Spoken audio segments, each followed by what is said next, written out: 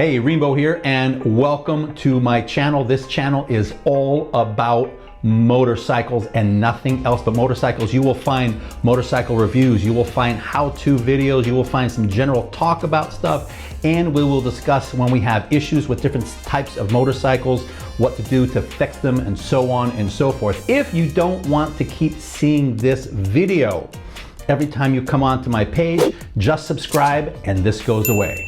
In the meantime, a little bit about me. I'll be really quick.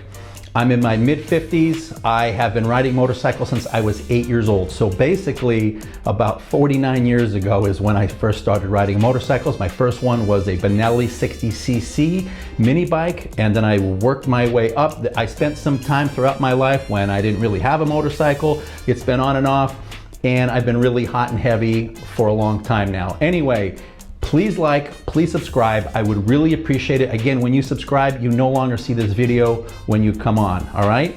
This is all about motorcycles. I appreciate you being here. And if you have any ideas for me, please comment below in this video. And when you comment below, give me some ideas and we'll see what we can do about it. This is Rainbow. Thank you very much and have a good day.